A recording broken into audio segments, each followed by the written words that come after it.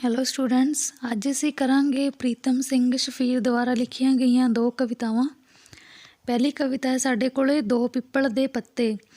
ਇਸ ਕਵਿਤਾ ਵਿੱਚ ਕਵੀ ਨੇ ਰਿਸ਼ੀ ਵਿਆਸ ਦੁਆਰਾ ਪਿੱਪਲ ਦੇ ਪੱਤਿਆਂ ਨੂੰ ਦਿੱਤੇ ਸਤਿਕਾਰ ਤੋਂ ਪਏ ਫਲ ਹਿੰਦੁਸਤਾਨ ਵਿੱਚ ਪਿੱਪਲ ਦੇ ਦੋ ਪੱਤਿਆਂ ਰੂਪ ਦੋ ਧਰਮਾਂ ਨਾਲ ਸੰਬੰਧਿਤ ਹਿੰਦੂਆਂ ਤੇ ਮੁਸਲਮਾਨਾਂ ਵਿੱਚ ਪਏ ਪਾੜ ਦੇ ਸਿੱਟੇ ਵਜੋਂ ਹੋਏ ਖੂਨ ਖਰਾਬੇ ਤੇ ਦੋਹਾਂ ਦੇ ਇਕੱਠੇ ਹੋਣ ਦੇ ਮਹੱਤਵ ਨੂੰ ਬਿਆਨ ਕੀਤਾ ਹੈ।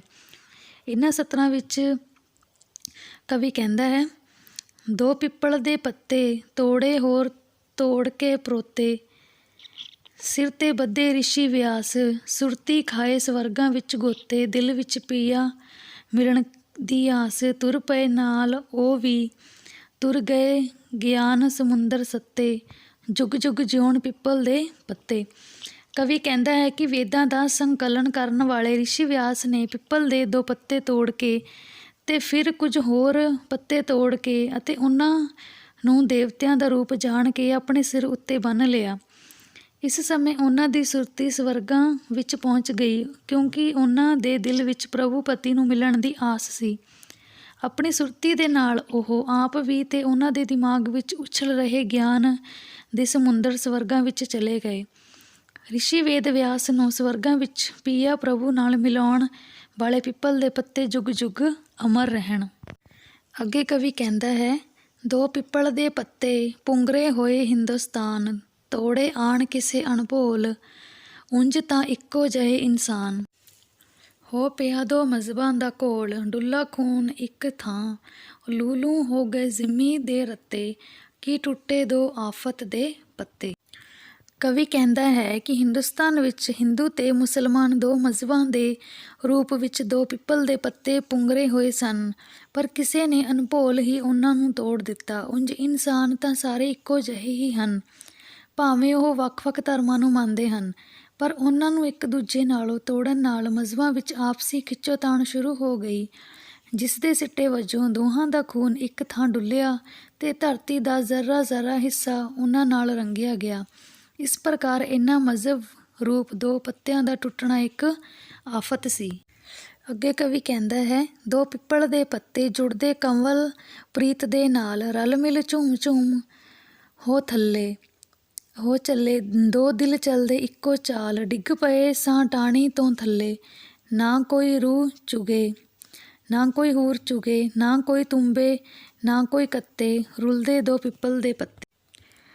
ਕਵੀ ਕਹਿੰਦਾ ਹੈ ਕਿ ਪਿੱਪਲ ਦੇ ਦੋ ਪੱਤੇ ਦੇ ਪੱਤਿਆਂ ਰੂਪ ਦੋ ਮਜ਼ਹਬਾਂ ਹਿੰਦੂ ਤੇ ਮੁਸਲਮਾਨ ਨਾਲ ਸੰਬੰਧ ਰੱਖਣ ਵਾਲੇ ਲੋਕ ਜਦੋਂ ਕੰਵਲ ਦੀ ਪਾਣੀ ਨਾਲ ਪ੍ਰੀਤੀ ਵਾਂਗ ਜੁੜੇ ਹੋਏ ਸਨ ਤਾਂ ਰਲ ਮਿਲ ਕੇ ਝੂਮਦੇ ਹੋਏ ਥੱਲੇ ਹੋਈ ਜਾਂਦੇ ਸਨ।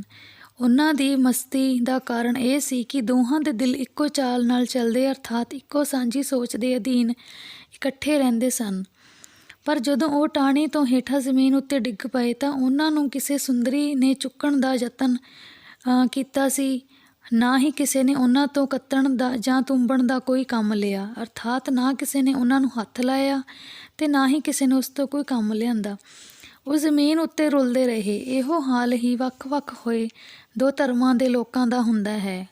ਉਹ ਰੁਲਦੇ ਰਹਿੰਦੇ ਹਨ ਤੇ ਉਹਨਾਂ ਦੀ ਕੋਈ ਬਾਤ ਵੀ ਨਹੀਂ ਪੁੱਛਦਾ। ਦੂਸਰੀ ਕਵਿਤਾ ਹੈ ਸਾਡੇ ਕੋਲੇ, ਇੱਕ ਮਿੱਟੀ ਦੀ ਮੁੱਠ।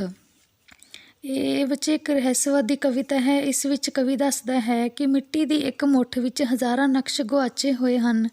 ਬੰਦਾ ਵੀ ਮਿੱਟੀ ਦੀ ਇੱਕ ਮੁੱਠ ਹੈ ਜੋ ਆਪਣੀ ਹਕੀਕਤ ਭੁੱਲ ਕੇ ਹਉਮੈ ਦੇ ਵਿੱਚ ਫਸਿਆ ਰਹਿੰਦਾ ਹੈ। ਸ਼ੁਰੂ ਕਰਦੇ ਹਾਂ ਆਪਾਂ ਕਵਿਤਾ। ਇੱਕ ਮਿੱਟੀ ਦੀ ਮੁੱਠ ਭਰ ਕੇ ਨੈਣਾਂ ਨਾਲ ਨੀਝ ਲਾ ਤੱਕੀ, ਨਕਸ਼ ਗਵਾਚੇ ਹੋਏ ਨਾ ਦਿਸੇ, ਹੋਂਠ ਹਸਾ ਨਾ ਸਕੀ, ਲੱਭ ਲੱਭ ਚਮਕੀਲੀਆਂ ਘੁੰਗਰਾਲੀਆਂ ਨਜ਼ਰ ਸਹਿਕ ਕੇ ਥੱਕੀ, ਕੇਰ ਕੇਰ ਉਂਗਲਾਂ 'ਚੋਂ ਭੌਂਕ ਤੇ ਕੂਕ, ਅੰਤ ਮੈਂ ਉੱਠੀ, ਹਾਏ ਨੀ ਇੱਕ ਮਿੱਟੀ ਦੀ ਮੁੱਠੀ।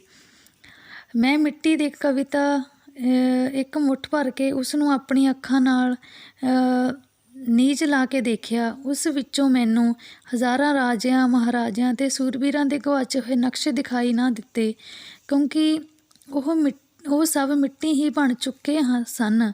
ਇਸ ਕਰਕੇ ਮਿੱਟੀ ਦੀ ਮੁੱਠੀ ਨੇ ਮੇਰੀਆਂ ਅੱਖਾਂ ਨੂੰ ਕੋਈ ਖੁਸ਼ੀ ਨਾ ਦਿੱਤੀ। ਮੈਂ ਮਿੱਟੀ ਦੀ ਮੁੱਠ ਵਿੱਚ ਚਮਕਦੇ ਕਿਣਕਿਆਂ ਨੂੰ ਨਜ਼ਰ ਨਾਲ ਫੋਲ ਕੇ ਦੇਖਿਆ। ਮੇਰੀ ਨਜ਼ਰ ਗੁਆਚੇ ਨਕਸ਼ਾ ਨੂੰ ਲੱਭਣ ਲਈ ਸਹਿਕਦੀ ਹੋਈ ਥੱਕ ਗਈ। ਅੰਤ ਮੈਂ ਉਸ ਨੂੰ ਹੌਲੇ ਆਪਣੀਆਂ ਉਂਗਲਾਂ ਵਿੱਚੋਂ ਜ਼ਮੀਨ ਉੱਤੇ ਕੇਰ ਦਿੱਤਾ ਤੇ ਫਿਰ ਮੈਂ ਕੂਕ ਉੱਠੀ ਕਿ ਇਹ ਤਾਂ ਇੱਕ ਮਿੱਟੀ ਦੀ ਮੁੱਠੀ ਹੀ ਹੈ।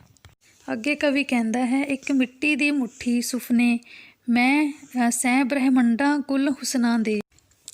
ਇੱਕ ਕਿਣਕੇ ਵਿੱਚ ਸਾਂਭੇ ਹੋਏ ਫਲ ਫੁੱਲਾਂ ਦੇ ਦਰਿਆ ਦੇ ਹੁਸ਼ਨਾਕਾਂ ਦੇ ਦਿਲ ਪਰੋਏ ਝੁੱਲ ਪੈਂਦੇ ਵਿੱਚ ਸਖਤ ਹਵਾ ਦੇ। ਕਦੇ ਜ਼ਿੰਮੀ ਤੇ ਫਿਰ ਸਿਸਕਦੀ ਆ ਪੈਂਦੀ ਏ ਪੁੱਠੀ ਕੀ ਬੋਲੇ ਇੱਕ ਮਿੱਟੀ ਦੀ ਮੁੱਠੀ। ਕਵੀ ਲਿਖਦਾ ਹੈ ਕਿ ਮੈਂ ਜੋ ਮਿੱਟੀ ਦੀ ਇੱਕ ਮੁੱਠੀ ਭਰ ਕੇ ਜ਼ਮੀਨ ਉੱਤੇ ਕੇਰੀ ਹੈ, ਉਸ ਦੇ ਇੱਕ ਕਿਣਕੇ ਵਿੱਚ ਸੈਂਕੜੇ ਬ੍ਰਹਿਮੰਡ ਤੇ ਸਭ ਪ੍ਰਕਾਰ ਦੇ ਹੁਸਨਾਂ ਦੇ ਸੁਪਨੇ ਸਾਂਭੇ ਹੋਏ ਹਨ। ਇਸ ਵਿੱਚ ਫਲਾਂ ਫੁੱਲਾਂ ਦਰਿਆਵਾਂ ਤੇ ਸੋਹਣਿਆਂ ਦੇ ਦਿਲ ਮਿਲੇ ਹੋਏ ਹਨ। ਕਿਸੇ ਵੇਲੇ ਜਦੋਂ ਤੇਜ਼ ਹਵਾ ਆਉਂਦੀ ਹੈ ਤਾਂ ਸਭ ਮਿੱਟੀ ਦੇ ਉੱਡਣ ਨਾਲ ਉੱਡ ਪੈਂਦੇ ਹਨ। ਕਦੇ ਇਹ ਮਿੱਟੀ ਦੀ ਮੁੱਠ ਸਿਸਕਦੀ ਹੋਈ ਸਿਰ ਭਾਰ ਜ਼ਮੀਨ ਉੱਤੇ ਆ ਡਿੱਗਦੀ ਹੈ। ਸਾਨੂੰ ਮਿੱਟੀ ਦੀ ਇੱਕ ਮੁੱਠ ਬੋਲ ਕੇ ਦੱਸ ਰਹੀ ਹੈ ਕਿ ਉਸ ਦੇ ਵਿੱਚ ਕਿੰਨਾ ਕੁਝ ਸਾਂਭਿਆ ਹੋਇਆ ਹੈ। ਅੱਗੇ ਕਵੀ ਕਹਿੰਦਾ ਹੈ, ਇੱਕ ਮਿੱਟੀ ਦੀ ਮੁੱਠੀ ਆਵੇ ਨੀ ਕੋਈ ਜਿੰਦ ਆ ਤੈਨੂੰ ਜੋੜੇ। ਵਸੇ ਕਿਸੇ ਸਿਤਾਰੇ ਅੰਦਰ ਉੱਡ ਕੇ ਰੂਹ ਮੇਰੀ ਲੋੜੇ। ਹੋਵੇ ਜੇ ਸੂਝਾਂ ਦਾ ਮੰਦਰ ਫਿਰ ਨਾ ਉਪਾਸਕ ਥੋੜੇ। ਨਾ ਪਰ ਹੁਸਨ ਦਾ ਇਸ਼ਕ ਨਿਆਜ਼ਾਂ ਜਦ ਤੀਕਰ ਜਿੰਦ ਰੁੱਠੀ। ਭੁੱਲੇ ਪਈ ਇੱਕ ਮਿੱਟੀ ਦੀ ਮੁੱਠੀ। ਕਵੀ ਕਹਿੰਦਾ ਹੈ ਕਿ ਬੰਦੇ ਦਾ ਸਰੀਰ ਵੀ ਮਿੱਟੀ ਦੀ ਇੱਕ ਮੁੱਠ ਹੈ। ਜਦੋਂ ਇਸ ਵਿੱਚ ਜਿੰਦ ਆ ਕੇ ਜੁੜ ਜਾਂਦੀ ਹੈ ਤਾਂ ਇਹ ਹਉਮੈ ਵਸ ਹੋ ਕੇ ਧਰਤੀ ਉੱਪਰ ਨਹੀਂ ਸਗੋਂ ਸਿਤਾਰਿਆਂ ਵਿੱਚ ਵਸਦੀ ਹੈ ਤੇ ਉਸਦੀ ਰੂਹ ਉੱਡਣਾ ਲੋਚਦੀ ਹੈ। ਜੇਕਰ ਜਿੰਦ ਵਾਲੀ ਇਹ ਮਿੱਟੀ ਅਰਥਾਤ ਮਨੁੱਖੀ ਸਰੀਰ ਗੁਣਾਂ ਦਾ ਮੰਦਰ ਹੋਵੇ ਤਾਂ ਇਸਨੂੰ ਪਿਆਰ ਕਰਨ ਵਾਲਿਆਂ ਦੀ ਵੀ ਘਾਟ ਨਹੀਂ ਹੁੰਦੀ। ਇਸਦੇ ਬਥੇਰੇ ਉਪਾਸਕ ਮਿਲ ਜਾਂਦੇ ਹਨ। ਪਰ ਜੇਕਰ ਇਸ ਮਿੱਟੀ ਦੀ ਮੁੱਠ ਤੋਂ ਜਿੰਦ ਰੁੱਸੀ ਰਹੇ ਤਾਂ ਇਹ ਮੁਰਦਾ ਹੁੰਦੀ ਹੈ। ਫਿਰ ਨਾ ਇਸਦਾ ਕੋਈ ਹੁਸਨ ਹੁੰਦਾ ਹੈ ਤੇ ਨਾ ਹੀ ਨਾਜ਼ ਨਖਰਾ। ਸਾਨੂੰ ਇਹ ਕਦੇ ਨਹੀਂ ਭੁੱਲਣਾ ਚਾਹੀਦਾ ਕਿ ਸਾਡਾ ਸਰੀਰ ਜਿੰਦ ਤੋਂ ਬਿਨਾਂ ਮਿੱਟੀ ਦੀ ਇੱਕ ਮੁੱਠ ਦੇ ਸਮਾਨ ਹੈ।